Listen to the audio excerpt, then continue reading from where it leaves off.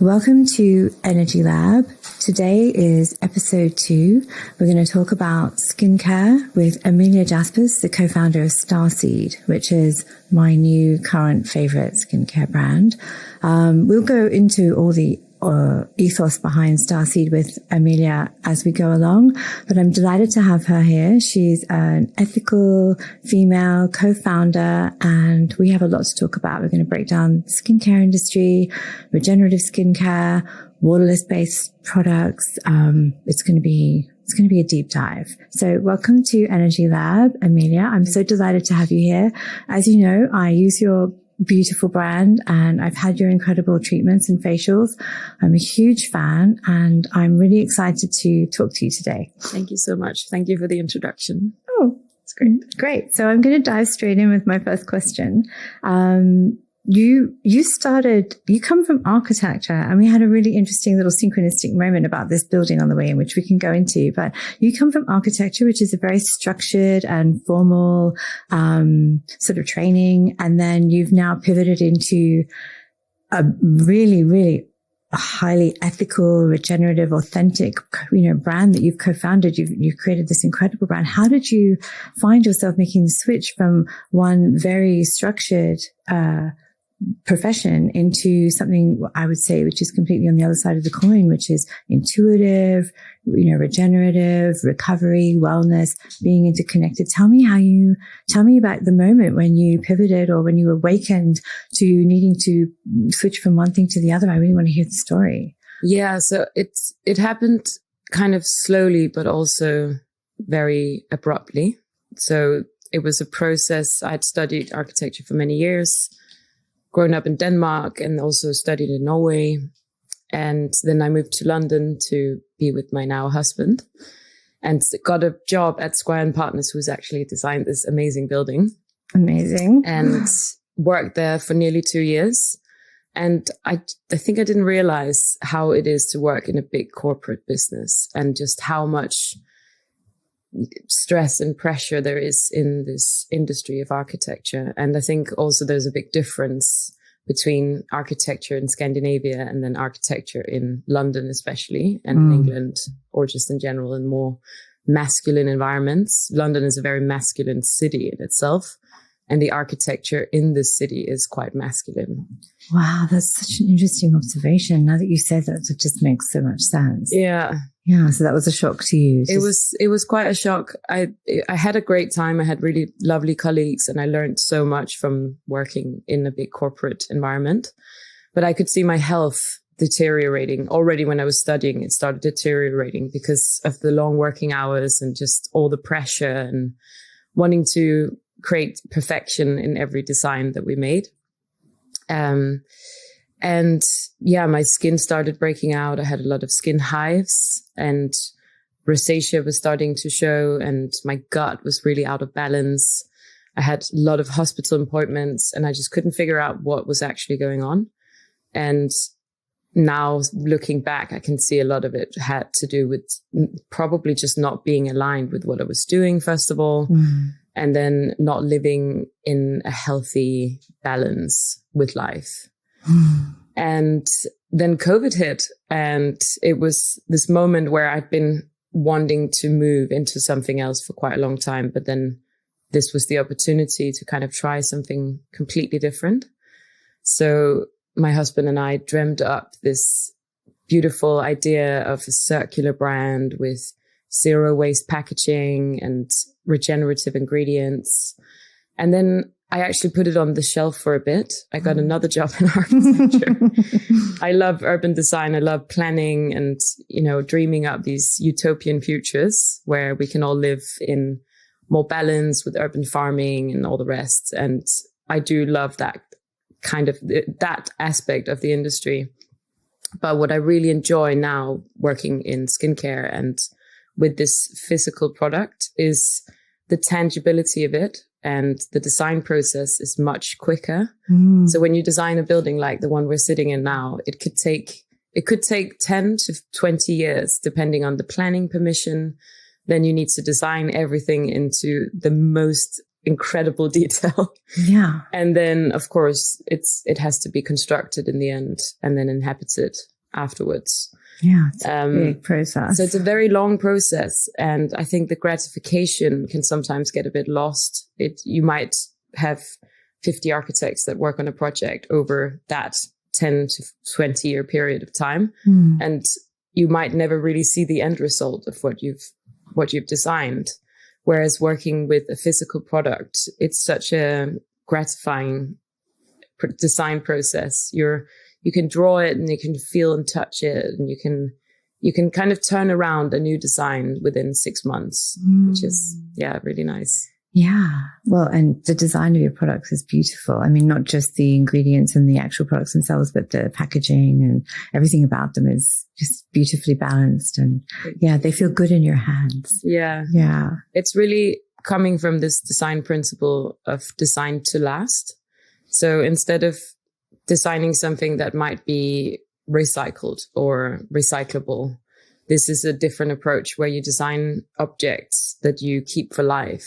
A bit like with slow fashion, where you have designs that are really made to last. You have a sweater that you buy once and you don't ever have to buy a sweater again because it's so well made.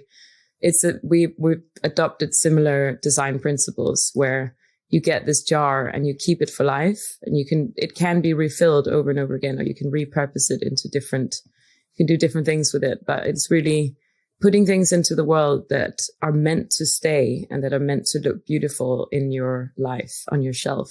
Yeah, I love the refill idea. That's really just so thoughtful. And it also aligns with the kind of people that will be drawn to use this type of skincare. That will also be part of their ethos as well. So it just as you say, it's circular. It makes sense. Wow. So what made you decide that what made you begin to understand that it was a skincare approach that would change how your skin behaved, or how did you bring it into your personal experience, like creating this product? And did you base it on yourself, or did you try and think all women or women of a certain age, or where were you going with sort of the ideas behind what would work? Yeah. So when I was still working in architecture and I started having all these skin hives and itchy skin, rashes, I was looking at anything in my life that was containing chemicals. So, household products, hair care products. And then I got to skincare, and the list is just endless of the amount of chemicals that you find, and a lot of endocrine disruptors. And especially as a woman, it's something that it's incredible when you look at the products that we're exposed to on a daily basis and how many endocrine disruptors are in there. And then you look at the rise of polycystic ovary syndrome, endometriosis, and all sorts of cancers as well. And it's so easy to kind of link these things together. And we, as consumers in this modern world, have realized that, for example, food is so important. We need to eat organic food. We need to eat whole foods. But then we stuff our faces with chemicals, and it just doesn't add up. So yeah, I was trying out all sorts of different brands myself. I tried the super hippie, very homemade, kind of greasy market product. And I tried the super expensive, more kind of pharmacy approach to skincare products. And none of it seemed to really help my skin rebalance. And of course, skincare is about a lot more than just what you put on your skin. It's an approach. It's a philosophy that you then take on, and you start living in a much more holistic way. You look at your lifestyle, you look at your sleep pattern, you look at your exercise routine and the food you eat. But skincare is such an important aspect of it, because our skin is kind of the first messenger of the body. It's the most obvious messenger that we have. If something is out of balance underneath the surface, it will show in the skin. And the best way the skin can communicate is by showing some kind of inflammation, or it might break out, or it might turn really dry and you get eczema. But that imbalance is a messenger from the body saying something is not quite right. We need to look at this, and it's kind of screaming for help. And isn't it so interesting that in modern Western medicine, the first thing they do is suppress that signal. So Western medicine is just about suppression. Oh, you have itches? Let's give you something to just make it stop. Make it go on away, the surface, not look at what's causing it. Same with any, most things it's suppression, get rid of symptoms. And not dealing with any causes whatsoever. Yeah, it's a real journey learning that your skin is kind of made in the kitchen in some ways, because what you eat does in your body, but also other lifestyle factors, how much you exercise, how much water you drink, how much caffeine you're taking in, if you drink alcohol, how much sugar, all of those things reflect, sometimes they reflect the next day. It's quite interesting how much is on display. Yeah. Wow. So you have amazing skin. How long did it take you to sort of correct you said you were having, different issues. How long did it take you to correct it and to kind of to find what worked for you? I think I would say it took around 2 years to rebalance my skin from when we started our very, very first experiments in Brixton with skincare and just making our own formulations. I also had premature aging. So my skin had started pigmenting really badly, and I had big patches of pigments, basically hyperpigmentation, but in bigger patches on the forehead and on my cheeks. And it was bothering me. I was like, this can be avoided at any age in life, but it should definitely be avoided when you're still in your 20s. And I just started using our own. So the Moon Cream was one of our first ever products, and it's literally designed for hyperpigmentation and for aging skin. So a lot of anti-aging ingredients, but instead of the chemical solutions, this is things you can eat. So anything that's in there, you can actually also eat. I love that tagline. The skincare you could eat, or so pure you could eat it. That's brilliant. Yeah. Not many companies can claim or make that claim. Exactly. I think that is really one of our top USPs, I would say, because you can have a lot of still very natural products, but then there's things in there that are actually quite harsh and that are still irritants for the skin. Can I ask a question about formulation? How do you get around lifespan, shelf life? Yeah. With the very minimal, no chemicals. So how do you, without giving your secrets away, but how did you approach that? Yeah. So in the very beginning, when we were still kind of experimenting, doing R&D, we had a professional expert formulator who only works with natural formulations look at our formulations. And she was looking through everything, shelf life and stability of the product and the texture, everything. And we were so close to being waterless at that point. I think we were 97% waterless. Wow. And she said, why don't you just go completely waterless? It would solve so many of your problems, because it's the water in natural products that makes you then have to add alcohols and different chemical preservatives to stabilize and to expand the shelf life. Whereas if you don't have any water, that's the old way of making products. It's where you make salves and balms and oils, and they keep intact in themselves because of the antioxidants that are present in the plants. So it's an antioxidant approach instead of a chemical or alcohol-based preservation method, basically. So that makes so much sense. Can you go more into why the water is so disruptive to the products? Because I think most people don't understand that. I don't really understand that. I'd love you to, can you go deep on that for me? Because I'm just so curious. Absolutely. Tell me more about why the water messes it up. There's nothing wrong with water. We need a lot of water. We should all drink a lot more water. Absolutely. We know that. Yeah. But water is a filler as well. So if you look at most products that are sitting on the shelf, I would say 95% of the products you see on shelves, skincare products, are primarily water. Water is one of the top ingredients. And by having water as one of your main ingredients, you don't need to put in very many actives. And that means you're actually paying a lot of money for a lot of water to be transported around the world, and you put it on your skin and it evaporates and it actually kind of dries your skin out. And then as soon as you have water, you need to add things like alcohol, and alcohol is known to dry out the skin. And it's a massive irritant for people with rosacea, which is a skincare disease or problem that we see a lot in the UK, especially. Amazing. But what is it about water that does that? It's just the chemical, the chemical makeup of water. It just throws things out of balance because it's a disruptor. No, it's basically, so if you have natural ingredients, like it could be moringa powder, that is a sort of live ingredient. It still has life in it. And water, as we know, adds life. So the problem with water when you add it into a product that has natural ingredients is it creates more life, and it creates a kind of microbial infestation. It starts a process. So it basically starts a process of molding and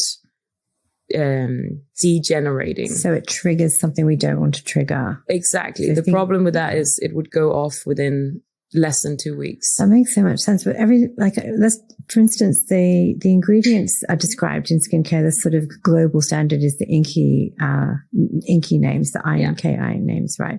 And often, the first water is described as aqua. Yeah. And so that is often the first ingredient is the biggest ingredient, like food. Exactly. Labeling works with you put the biggest ingredient first and then you go down in size. And then it goes down, yeah. Yeah. So I've looked at my products before I came to this interview. Not that I have many left that are like that, but they all have aqua as the first ingredient. Yeah.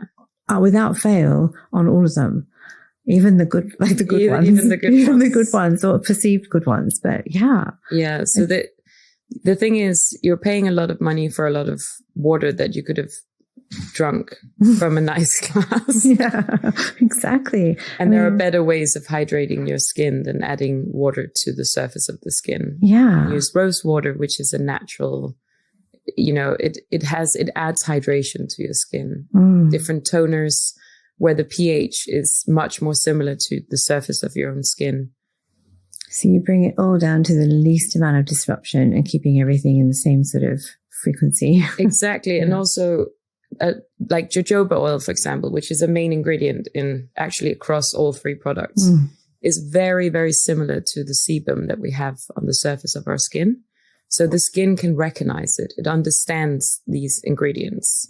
It can communicate with the natural ingredients because they are approachable and they're similar to what we already have on the surface of the skin. That brings me to that makes so much sense. Thank you for explaining. That brings me to the way you describe your brand as regenerative skincare, because we have so many descriptions of skincare, like luxury, anti-aging, calming, but regenerative is less used, I think, but more descriptive. Can you talk to me about how you arrived? I know your products do that. I use them. I feel it.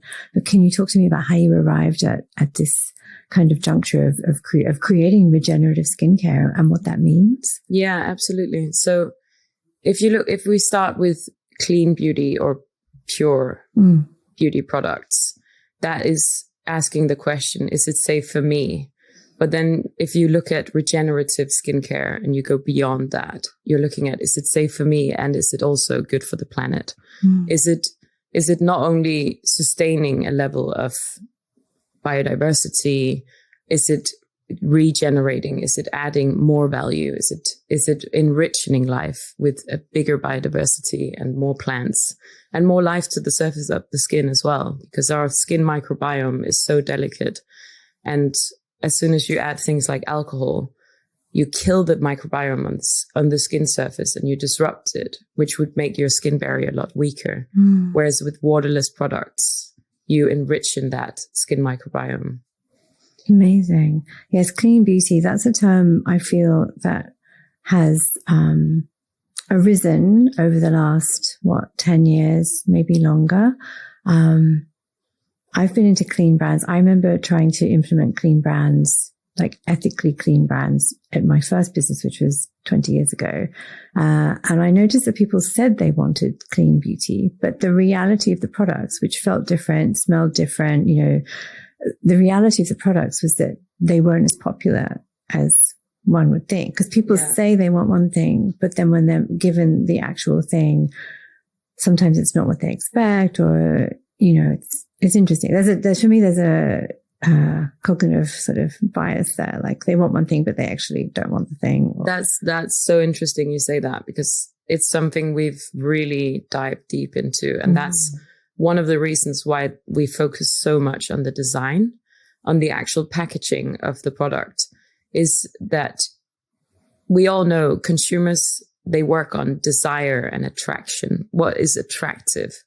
And you need things to, especially if they're natural, if they are good for the planet, you actually need them to be even more beautiful and kind of sometimes disguise how natural things are by making it look more luxurious and beautiful, because it will be more attractive to the consumer, I would say. And I agree with that. I also think with clean beauty, again, over the last decade or so, there's also an element of virtue signaling. Like people, they want it because, as you say, is it safe for me? Is it good for me? But also I want to be seen to be doing something good. Yeah. Yeah. Seen to be doing something good, or seen to be doing the right thing, or the clean thing. But I don't know that it always, I think sometimes it's surface level and not actually doesn't go much deeper than that. Yeah. So what I was going to say as well is that for us, it has been so important in the process of making the formulations that they perform not just as good as more conventional skincare, but better. So it's of course the packaging matters, but it is really the formulations and how they work on the skin. That's what really matters more than anything, because we all know people might try something because it sounds good or it does good, but it has to work as well. It has to really give you the results that you want. Absolutely. Well, yeah, no, I'm a total convert. I had a facial with you a couple of months ago and you gave me the little mini pack and I sent that to my bestie who lives in France now, and she makes her own skincare. She's one of these pure kind of earth mama, she's very pure. She's just, everything about her is super healthy and holistic. And she's like, I don't even want to buy a skincare. I just make my own. Yeah. I sent her this. I was like, just try this. Just try it. And she phoned me 2 weeks later. She's like, oh my God, like, what was that? Where can we get more of that? Oh, I love that. So I actually share a subscription with her because we both have the starter pack, and it just makes more sense. So every other time she gets it, I get it. I love that. Yeah. So we're making it work. Yeah. We're making it work. But you converted someone who was already kind of where we're at in terms of, she doesn't want chemicals on her body, but she was just like, this blew my mind. She said, my skin has just completely transformed in 2 weeks. I love that. Isn't that fantastic? Yes. I know. And I'm thinking it was already pretty good. Yeah. Yeah. So no, it really does deliver. It's a fantastic product. Let's talk about the nervous system of the skin, because I really like your approach to this. You describe the skin, or you sometimes describe the skin as having its own intelligence, emotions. In your experience, how does stress, emotional suppression, hormonal change actually show up in one's skin's behavior? And how do you teach people to listen or take notice of this information that's coming from the body now that you are a hands-on practitioner and creator of products? Yeah, I would say that especially shows up when I'm doing facials. So, for example, a lot of, if you have stored anxiety, stress, it shows up very often in the jaw, and it shows up as this tension. And I do facials where I go inside the mouth as well, and you go into the buccal and the masseter. I remember. You can literally feel the tension, and very often there's an imbalance between the two sides as well, so you'll be more tense on one side than the other. But yeah, you can really feel where people hold tension in the fascia, and you can do a lot of massage at home as well. Actually, it's so rewarding, I would say. And if you are a person that suffer with insomnia, anxiety, neck pain, back pain, then massaging your jaw can actually really help. And you will feel the instant release. After 5 or 10 minutes, you'll feel this, you can just relax, and your nervous system does let go. Finally will let go enough that you can have a good night's sleep. Amazing. Yes, I remember that in the treatment. You did the buccal release on me. And it was painful. Like I could feel, you could literally undoing the knots and the tension in my face. But yes, one does feel, you do feel much better after. But you also look different. Like when you take all this tension out. Yeah. I kept looking in the mirror and going, like, I looked different after that. Yeah. It was really interesting. And then imagine if you were doing it at home, if you were doing it every day or every few days, how much different you would actually feel. When do you do your routine though? Are you a morning routine person or do you do it in the evening? Like because we're all so busy. We all have 7,000 things. How do you make it work? Like give us an insight into how you make yourself look this beautiful every day. I would say I'm more of a morning routine person. Yeah. That's when at night I'm usually very tired and I just want to go to bed and read a book and fall asleep. Yeah. But a good morning routine, I think it really sets the tone for the day. I've, over the past month or two, I've started walking every morning, just going for a long walk, not caring about all the other things that are happening that day, but just starting the day on your own terms with fresh air and sunshine and everything. And it moves your lymph as well. It's a really good way to wake up your blood circulation, but also your lymph. And if you're a person that wakes up feeling a bit puffy, you get swelling around the jaw or around the eyes, then walking is actually brilliant because it moves the lymph around. It's also good for the brain. Like it flushes the brain flushes overnight, right? So you need to move that out of the lymphatic system as well. So I guess everything wakes up. But what about your actual product routine in the morning? Do you do your massage in the morning? Or? Yeah, so I do lymphatic drainage massage in the morning, sometimes in the shower actually, because I use a balm cleanser, so I use a variation of the moon cream, which is our next product coming out soon. Exciting. Which is going to be great. But then doing the lymphatic drainage either in the shower or just after, and then also I use a gua sha, a little bit more lymphatic drainage, a little bit of sculpting, and then I just apply the Star Glow serum and then the forest cream. And if it's a sunny day like today, I'll definitely wear some SPF as well. Yeah, amazing. I love the gua sha. I love that you showed me how to use the pointy bit of the gua sha actually on my jawline. I've never done that before. Like I have a gua sha routine too. I love it. But I'm learning more that you can do so much with that instrument. So much, Yeah, and it really does change not just the appearance of your skin, but the texture. Like it just feels, I don't know, smoother or something. Like there's something in that. It's really, consistency is key though, right? Like, don't do it once a week. I try and do it 5 or 6 times a week. As much as possible. And I also like taking little breaks throughout the day. We work from home a lot because it saves money and it's very convenient. And I love eating homemade lunch every day. Same.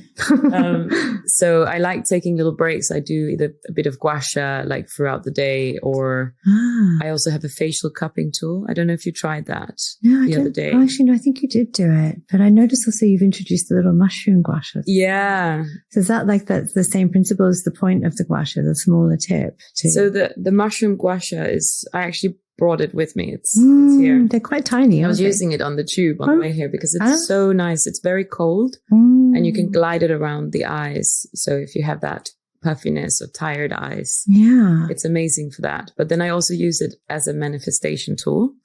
So because of the shape, it's perfect for the third eye chakra.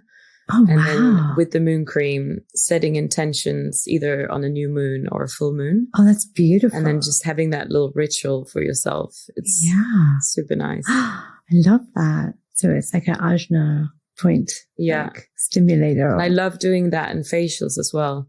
When people are really getting into the relaxation, 40 minutes into the facial, when people finally start to let go, then massaging on this third eye point, it's most people fall asleep in like a few minutes. Amazing. Yeah, it's like an off switch. It's like a pressure point, acupressure point. Yeah, exactly. Amazing. Oh, I love that.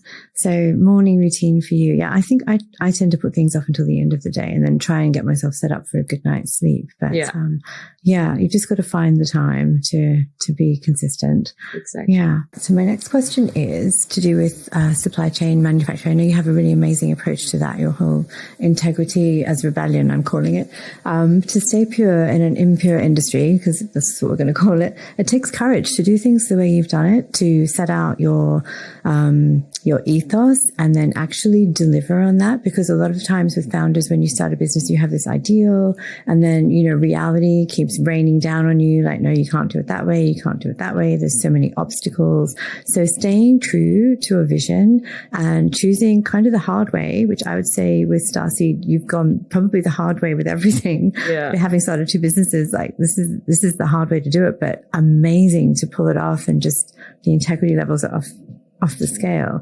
But it's brave and courageous, and you would have had a lot of choices to make where it would have been easier to do it, to drop your standards. It would have been easier to make a choice and go, oh, actually, no, we'll do it like this. Oh, actually, no, we'll do it like this. But I think that you've just said no to all of those options and just gone for it with, I have my vision. I'm not compromising. How was that for you? Like, how many things did you have to say no to? How many times did you think, oh God, is this going to be doable or not? I want to hear about that journey and your amazing supply chain. Like, please tell me about the wild sourcing and the incredible, like, regeneration of the earth that you promote. Like, your brand really is circular. And I want to hear more about all of that. Yeah, absolutely. Yeah. So I think we were lucky that we have started out of lockdown. In this new era where things were really dramatically changing in the world. It makes you more of an idealist, if anything. And I think it can be difficult if you're an old company that wants to change your habits or your supply chain. It's very complicated because you have stakeholders, you have investors, you have all these people that are involved and have their opinion about how you should cut corners and how you should make more profit this way and that way. Absolutely. But when you start from scratch in a new era, you can start with a clean slate. You can start very pure, basically. And we looked at all the competitive landscape of all the other brands that are out there, and everyone is doing something great. Everyone has 1 or 2 aspects that they're doing brilliantly.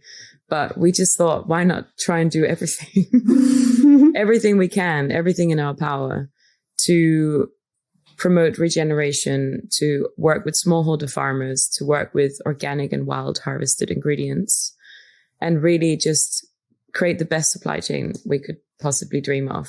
And you've done that. How did you even make the approach to sourcing from East Africa? I mean, that's just incredible. How does one even begin to do that? Yeah. So I was working with my now husband and his father we were in Kenya on a research project working with a network of different NGOs and designing these food forests. So the idea was to aggregate smallholder farmers and connect them to markets and start growing food in the way that it used to be grown back in the very olden days, basically in a forest. So where everything is growing in layers. You have a canopy level, you have a shrub level, and the food is available there in the forest. And the forest is healthy, it's self-regenerating. So we learned a lot from that.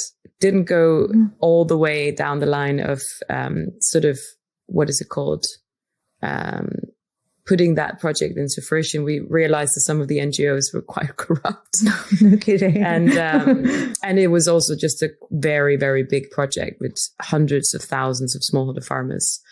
And in the process of getting to know these farmers and learning about all these incredible botanicals in East Africa, we started dreaming of setting up our own skincare brand and working with these smallholder farmers, but on a different, more meta level. And we found some amazing female suppliers in Kenya that already have their own network of smallholder farmers, already working with a really good network and very amazing ingredients. And yeah, one thing led to another, and we slowly started. We already had a sort of baseline R&D formulation that we had been working with. We're starting to get ready to launch, but then we were introduced to all these amazing East African botanicals and started integrating them into the formulations, and the results were just incredible. Like, the power of the formulation suddenly was tenfolded. Wow. So that's the magic, I would say. That is the magic. And are those ingredients used in local brands or local formulations for the skin? Like, is that what they use them for as well? Yeah. So things like Baobab, for example, is it's across Kenya. There's Baobab trees, especially along the coast where we spend a lot of time. These amazing 1,000, sometimes 2,000-year-old trees that are standing the test of time. Beautiful. They've seen life happen through many, many generations. They hold so much wisdom, and every seed has this incredible power. And it is used a lot locally. Either around the seed, there's like this little fruit pulp, which is incredibly rich in vitamin C. So it's a great source for nutrition, especially for children. And then inside the seed, you have what turns into oil, and that is used a lot for skincare formulations as well. That's beautiful. Yeah, I love ancient forests, ancient trees. They are ancient sentient beings. I mean, we're only just beginning to understand the sentience of trees, I think. Yeah. So I love that you incorporate that into your brand. What about what about neem? Is that from there as well? Yeah. So neem is originally from India, but it has been naturalized in Kenya for over 400 years. Okay. So it is very much a part of the local fauna and flora now. And neem, especially in Kilifi, where we used to live, it is everywhere. There's 70,000 neem trees just in the local vicinity. Okay. And it's such a powerful plant. It's such a powerful tree. You can use the seeds, you can use the leaves. It's called the tree of many medicines because it has a lot of different healing properties. Yeah. I first came across neem actually for my dog when I was looking for a natural remedy for him for a skin problem. And I just remember coming across neem oil and thinking, oh, okay, I hadn't heard of it up until that point. I think that was maybe 7 or 8 years ago. And it works. Yeah. It was a new product to me. And then I looked for it in skincare, and it's not in a lot of like people's skincare, or perhaps it will become more popular now. Talk me through some other ingredients. Yeah, I mean, even neem, just to touch on that, has been researched so much for things like rosacea, because on the skin you have a living microbiome, and one of the things that live on the surface of the skin is mites, little skin mites. There are these demodex mites that can take over and colonize. And when they do, it turns into rosacea, redness, inflammation. And neem is one of the best ingredients in the world at kind of culling the demodex mite population and just rebalancing it. So there's a lot of research that has gone into the effect of like how neem works on these demodex mites. That's incredible though, when you think about it. So rosacea is not so much an internal thing. It's very much a surface level imbalance. Well, something has triggered that, but the way it displays on the face is because there's an actual thing happening on your skin that is out of balance. Much like the gut, like we've started to think of our gut and our microbiome as a living thing, not independent of us. It's obviously a synergistic, symbiotic thing. But very much the skin is the same thing, right? So what you do, how you live affects this other population that exists on you, in you. I think people have got used to thinking about their gut as a microbiome or a living thing that is not exactly them, but of them, in them. But your skin is pretty much the same thing, right? It's a living thing with various other things living on it, doing jobs. Yeah. How do you think we can, I don't know, what do you think would help people understand or help them see the skin that way more? Yeah, I think it's so interesting.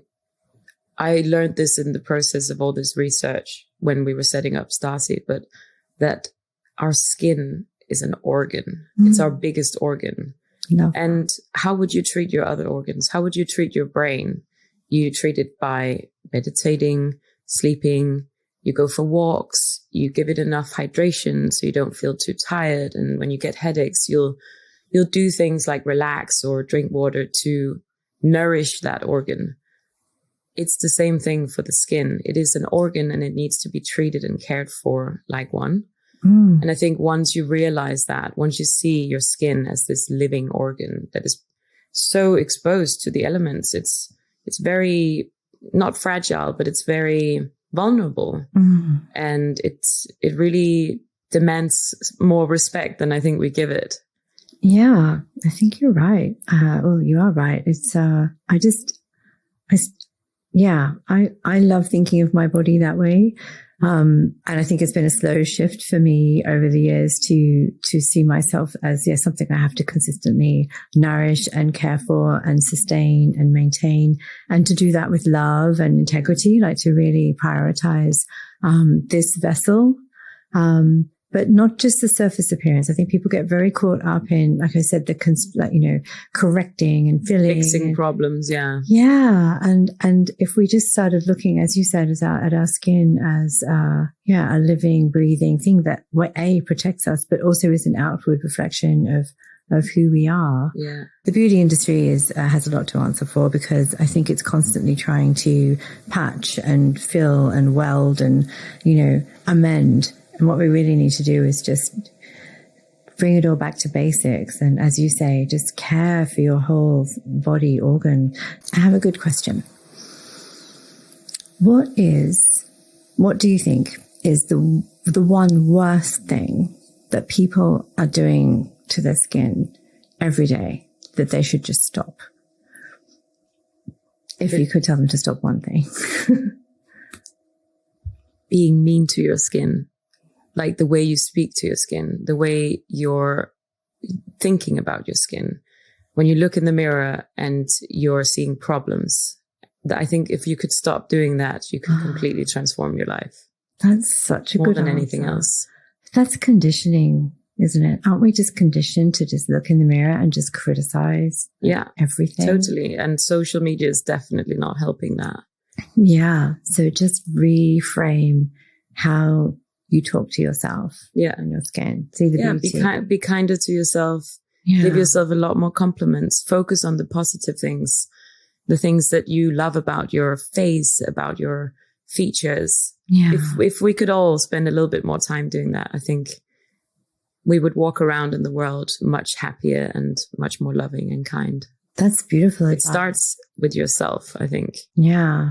Especially for teenage girls. Like I remember as a teenager just being distraught about my skin and just constantly literally scrubs and horrible and the more you do, the worse it gets. Yeah, absolutely. It really is the case. I find I also had a lot of breakouts and acne when I was younger.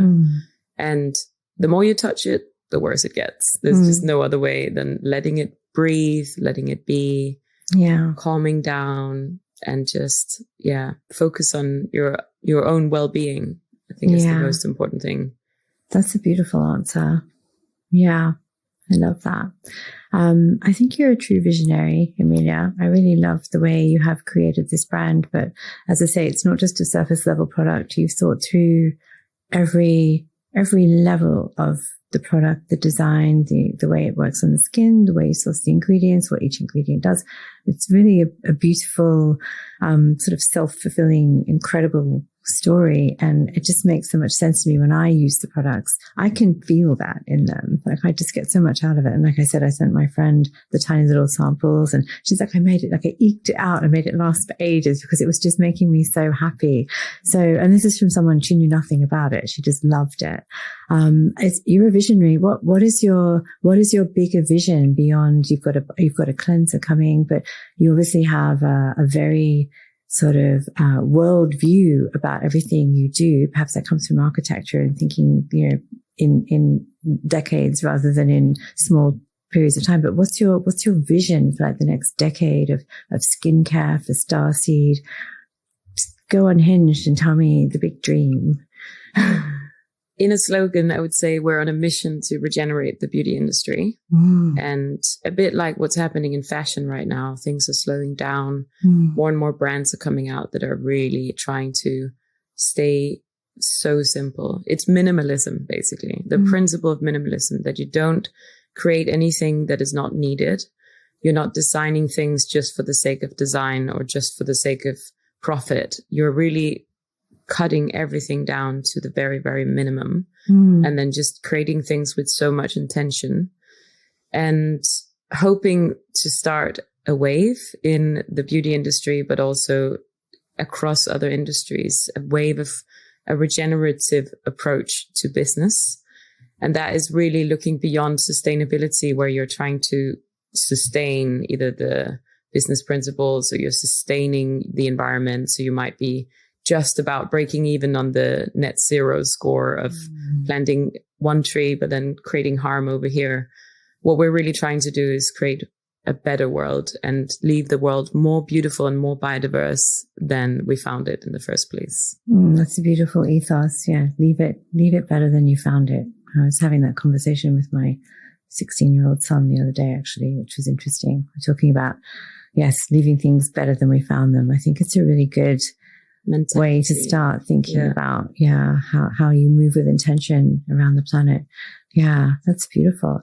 And what about when people discover your product for the first time? I know they can find you in London. You do your amazing treatments in West London, and you also do pop-ups. Have you got any exciting pop-ups coming up that we should know about? I mean, I'm going to Marrakesh next week on a women's retreat. Beautiful. So I'm going to be doing facials there. So that's a little pop-up in itself. And then in December, we're just finalizing the dates, but there are rumors that we might be doing a pop-up in Burlington, the Burlington Arcade. Ooh, that's exciting. I'll check in with dates and everything. Look out for that. We'll update our podcast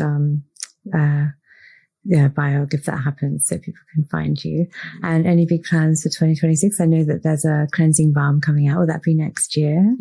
So we're in the process of fundraising right now to scale up. And one of the things we want to do with the funds is to launch new products. And the reason we want to do that is because people have now requested for 2 years. They're saying, okay, I'm buying these amazing products from you, but I'm buying this from someone else and it's not as good as yours. Please, can you make a cleansing balm, a toner, still keeping it very minimal, a body oil, but things that people are already using, but they want Starseed to create a better version, basically. Yeah. And my first thought was, what do I cleanse with? What's going to be good enough to put on my skin before, what I'm starting the process with something that I feel is probably inferior to the rest of the process. Yeah. So, yeah, that's great. And a body oil, that'd be amazing. Yeah. Wow. So yeah, there's big plans for next year. We're launching new products. We're going to do more pop-ups and just expanding, growing, doing more talks and more community work as well. Going to Medicine Festival. Don't know if you've heard of. Of course I have. That one, yeah. I have. We've been there a few times before doing facials and talking about Starseed, but that's coming back strong. That's so aligned. And can I ask you, I know, what's it like to work, like your co-founder is your husband, and it's like you've both dreamed this beautiful brand into reality together. What's it like working doing life together, doing business together? Do you mind if I go into that? Tell us what that's like. So in the beginning, in the very, very beginning, it was fun and romantic because we were dreaming up this concept and this beautiful vision we created together the first 6 months. Then it got difficult. Then we were getting into the details. It got technical. Setting up an online shop was really challenging and doing a lot. We did a lot of markets around London and you have to get up at 6 a.m. on a Sunday and sit outside in the freezing cold. So it was a lot of hardship and a lot of hard work. But now we're getting to a point where it's a lot of the processes have been established. We have better ways of communicating. We have systems that are in place and we have meetings now. So we're treating each other like proper colleagues, basically. And then the relationship will come later in the day. But when you're sitting together and working on a business, and this could be with a friend or someone you love, it is very complex and it's very difficult to always detach yourself from that other relationship. But the more we set up these processes of, distributing the different areas of work, having good meetings where we have an agenda and we stick to the structure, the more we do that, the easier it is becoming.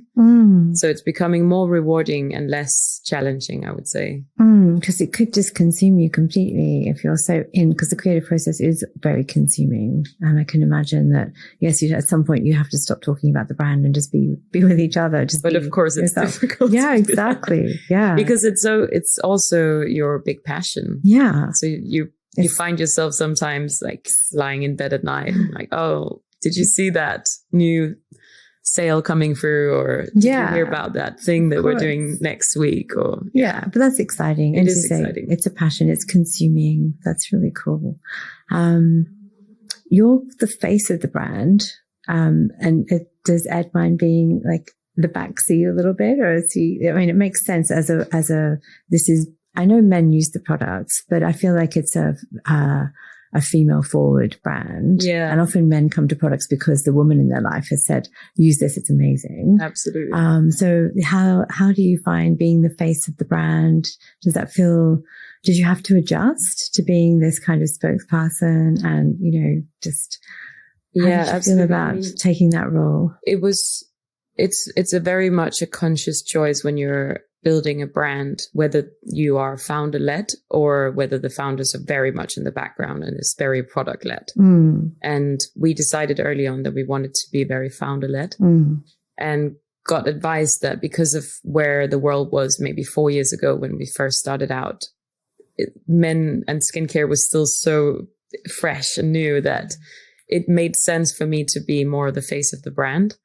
But things are really changing, and we have a big plan to really also start pushing Ed more out on the front line. Oh, cool. And I think it's so beautiful to see men talking about how they care for themselves, that because it's not about vanity, it's about your living organ. It's about your health, and the skin is the messenger of that health. So why wouldn't men want to also take care of this? Absolutely. I welcome the day when it's completely normal for men to have the sorts of conversations we have around it, because it's equally applies to them. Yeah. I just know that there's a discomfort around that. We still have so many male friends that wouldn't even touch any skincare products because it's associated with something feminine, or it's associated with vanity. But if you can get around that in your head and really start focusing on the health aspect, because I think a lot of men have started to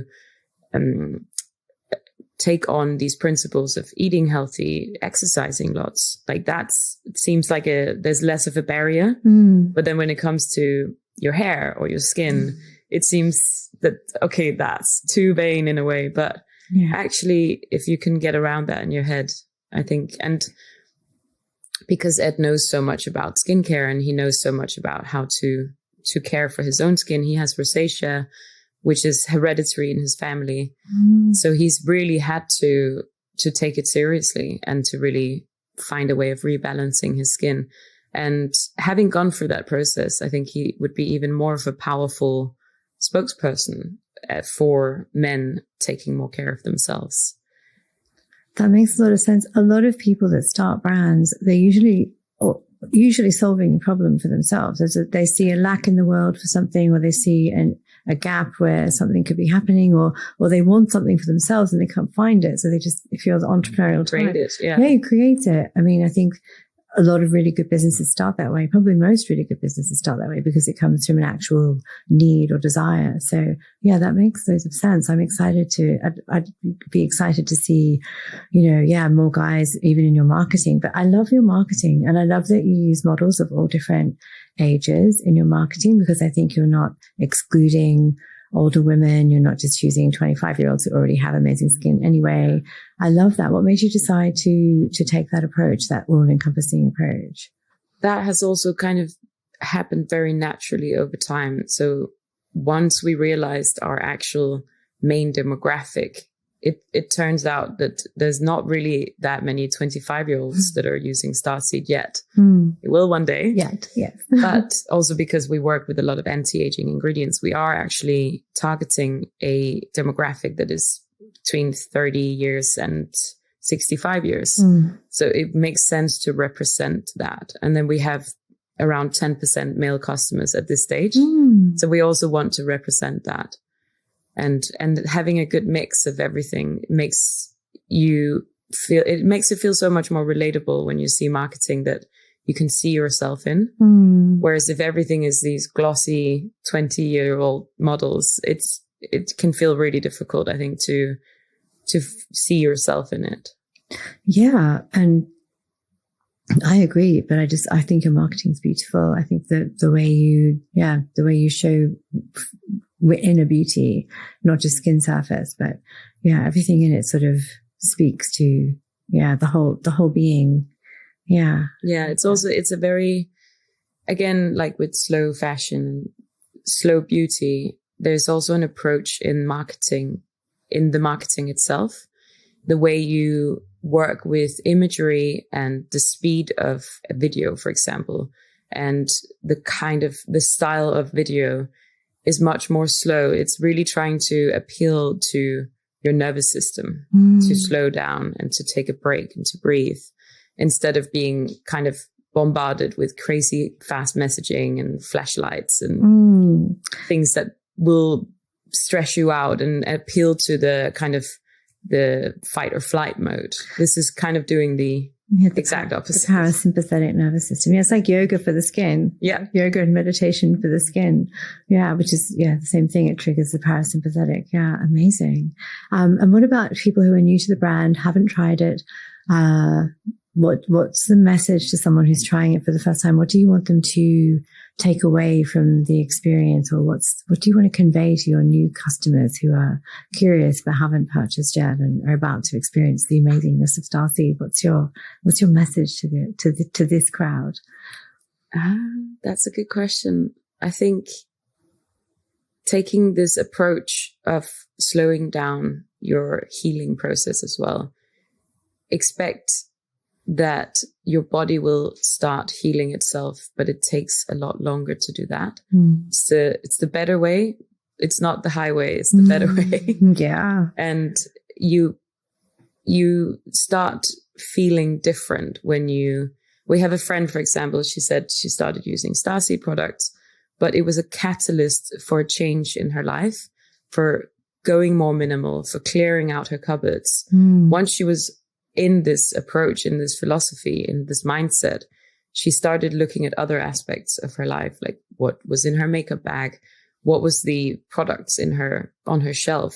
There was so many things that had gone out of date, that were not sustainable or not actually good for her skin, or wardrobe with all this fast fashion stuff. Just clear it all out. Just kind of slow down. That's join the minimalism. A good purge. It's interesting. So it's like a gateway drug. Yeah. Starseed could be, but it's interesting you mentioned earlier about guys. I've noticed that with my friends that, yes, there'll be men and women. Sometimes going to the gym and starting to exercise can be the sort of watershed moment where they all of a sudden go, oh, I'm working out, I'm exercising. Now I actually need to, then they notice if they've consumed alcohol and they go to the gym the next day, they feel terrible and their performance is down and you can't run as fast or you can't lift as heavy. You can feel the effects of your behavior on what's happening in your body and in your life. I think people do have these wake up moments. I think exercise is a really good introduction to that. Sometimes it's people trying yoga for the first time and they haven't really breathed before. They haven't slowed down and done some belly breathing and gone, this is how it's meant to feel. I feel different now. And then, yes, as you say, they start looking at different aspects of their life. It's fascinating that you said that guys find it through exercise and food and then the skincare. But the skincare can also be the gateway the other way. Yeah. Like start with the good skincare and then look at everything else. That's brilliant. I love it. I'm going to do some not quick fire, but we're going to do some short questions on good and bad practices. So I'm curious to know, Emilie, what do you think is the worst ingredient you can put on your face? Speaking of it, Botox. Oh, in your face? Okay, we'll go in. Let's talk about Botox. What are your feelings on Botox? Tell me the truth. I did a lot of research into how Botox affects you over time because I have arthritis in my jaw and I discovered it maybe 5 years ago. And one of the main treatments that is being offered to people with TMJ problems is Botox. It's crazy. And it's not even for the cosmetic purpose of diminishing your fine lines. It's to paralyze the muscles so that the jaw can relax. But by paralyzing your muscles, they are not used very much, or they're not used at all. It makes them weaker and smaller, and the bone that sits behind those muscles will actually start degenerating over time. So if you're getting a lot of injections, either in your neck or in your jaw, over time, your bones will get weaker. And the thing with Botox is you don't use it once or twice. You're using it for 10, 20, or 30 years of your life. So it's not the one-time effect that is necessarily that bad. Of course, it is bad in itself. The problem is that you're using it for so many years and the long-term effects of it. So it actually atrophies the muscles that it freezes. That's the problem. So people who are freezing their forehead or their cheeks or whatever part of their face they're freezing, eventually those muscles will be weaker and smaller. Yeah. And your muscle, much like your body, as you get older, you actually need more muscle on your body to hold everything up. Exactly. So if you're destroying the muscles in your face, then what's going to happen? It's all going to collapse. Okay, so Botox is evil. We're putting Botox in the bin. Naughty one. Yeah. What about dermal fillers? How do you feel about dermal fillers? I mean, I think people should do exactly what they want to do with their lives and their skin. But I think there's so much you can do first that is not filling in any injections or adding anything with a needle into your skin. You can do so much with massage, with facial cupping, with gua sha, with proper skincare, with your lifestyle, with self-massage or going to get facials. There's so much you can do. And I think it does seem a little bit extreme to go and get a lot of injections the whole time if you can avoid that. Yeah. Because then again, you get into that mindset of correcting problems, correcting mistakes in a way. Whereas all these other approaches that are more holistic, they are focusing on you caring for yourself, you actually loving yourself and doing something that feels nourishing and that is kind to yourself. Whereas the other approach of either getting under the scalpel or Botox or these fillers, it's correcting and kind of fixing a problem. It implies that it's broken. Yeah, exactly. Yeah, that's a really good point. I like that.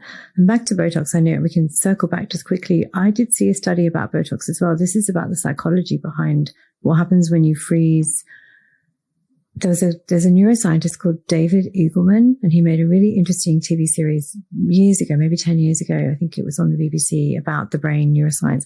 And one of the things they did was they studied Botox and they studied micro expressions and empathy. And what they realized is that if you can't make a micro expression with your face, your brain can't recognize that micro expression in others. Exactly. So when you start freezing your face and freezing your ability to make an expression, you're actually also reducing your ability to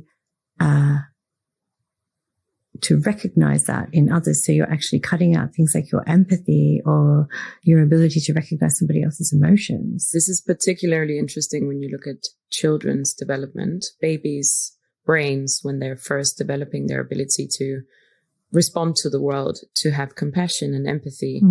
And if you're constantly in a world like in London, where more and more people are getting Botox and freezing their expressions, the children can't understand those micro expressions because they're not there.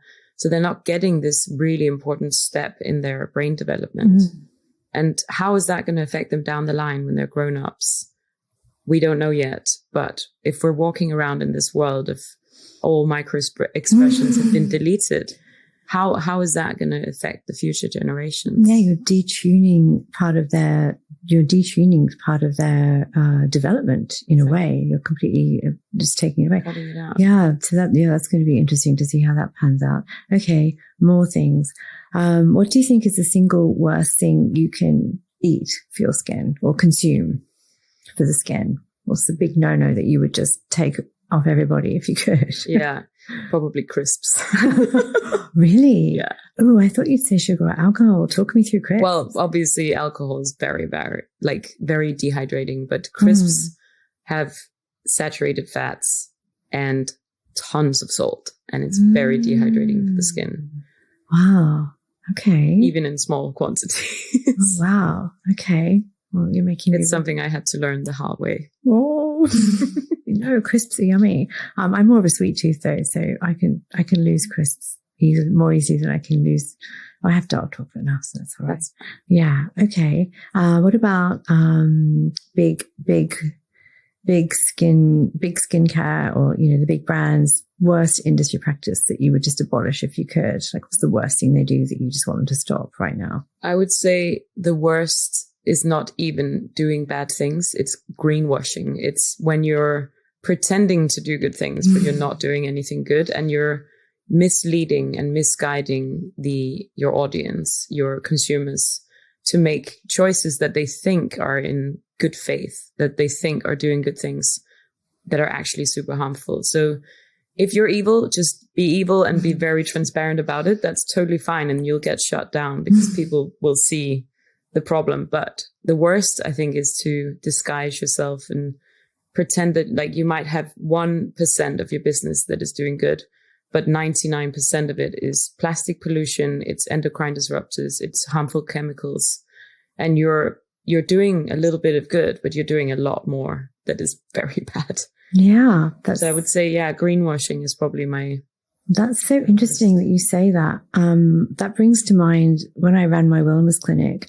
When we first opened in 2012, we used to use Ren, and Ren at that time was a private company, and they were pretty green. They weren't perfect, but they had very strong beliefs in how they made their products and their ingredients and everything. And over the years, they were acquired by Unilever.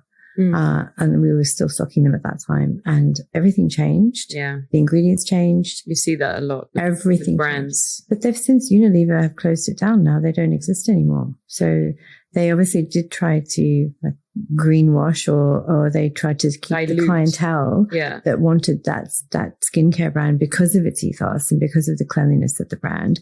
But yeah, I think that the true the true fans, people who love a brand will recognize when it changes. They'll feel it. Absolutely. You even see it still nowadays, when that's also the kind of the fear of scaling too quickly. Really focus on that slow growth where you can make conscious choices along the way. But if you scale too quickly, it becomes there's so much pressure on performing. You need to tenfold all the time. You need to grow super fast. And it means you have to cut corners. If you're growing that fast, something will have to give. And that could be adding a lot of water to the products to dilute the formulation.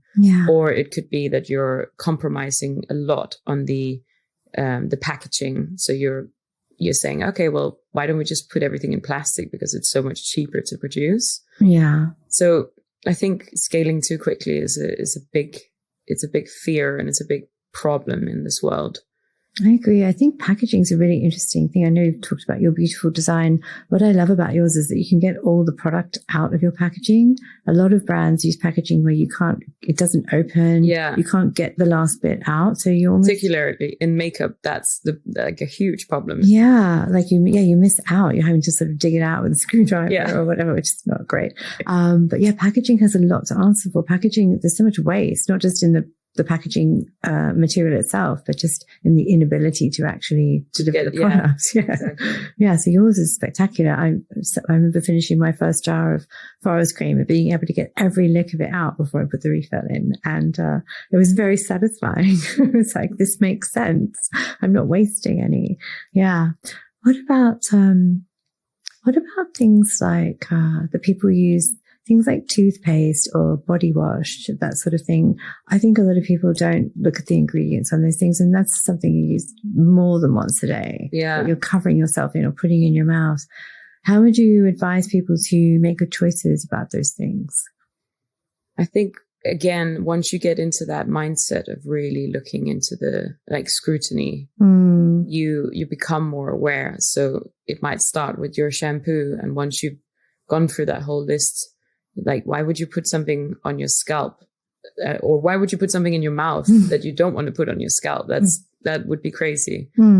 But we also have this very delicate and very important oral microbiome. So once again, you don't want to kill that. You want to nurture it. You want to protect it. So I think, yeah, it's a catalyst effect. Once you start with one aspect, you're cleaning products in your house, what you clean your clothes with, you're sleeping in sheets that have been washed with endocrine disruptors, and you're sweating in that for 8 hours every night. And once you see the pattern, you kind of start cleaning out your whole life. It's true. Yeah, I realize I've been living that way for a while. So I forget that it's, yes, the laundry, it's the cleaning products. Yeah, there's all of those things. Kids products. Yeah. Putting things on children. Would Starseed ever make, like I know you probably can put your products on children, but would you ever make a baby friendly, like a 100%. a nappy balm? Yeah. Or because kids get a lot of skin issues like eczema and. Do you want to hear the craziest drama in the industry? Tell. So right now there is the biggest lawsuit in American history since the DuPont case with the Teflon pans is against Johnson & Johnson, the baby powder. Yes. So they found that where they find the talc, right next to it, there was a breakout of asbestos. So there has been asbestos in this baby powder. And thousands of people have made complaints that they've got cancer. Several people have now died. It's the biggest lawsuit America has seen. The kind of products that are allowed on the market, the kind of things that are being sold as safe to use on children, it's just crazy what's out there. And yeah, I would 100% want to go into that as well. Also, as a woman, soon thinking about wanting to have kids, I would want to only use things on them that also kids, very often they put things in their mouth.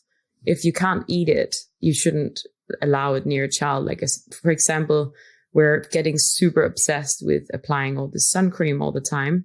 And if children are putting sun cream in their mouths that is made with all these chemicals, like, couldn't get any worse than that. So yeah, making a sun cream and make products that you can use on children. Amazing. Yeah, like a physical sunscreen, like a proper, like a zinc oxide or titanium. We are developing one as well. It's just taken over 3 years to make it because we want it to be perfect. I'm so excited to hear that. I'm really excited to hear that. Yeah, no, I had my son 16 years ago and I really struggled to find brands that were pure enough to put on him. I think I ended up using Weleda a lot, which is quite good for kids, like calendula, that sort of thing. But that was a struggle. Oh yes, when we were talking earlier about the mouth, the microbiome, just general products like shampoo, shower gels, toothpaste.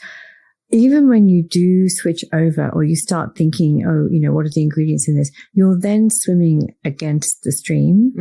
If you go to a dentist or if you go to a doctor, they're constantly trying to put you back into the mainstream lane. Yeah. I have arguments with my dentist every time I have a dentist. You get ridiculed by normal medical practitioners.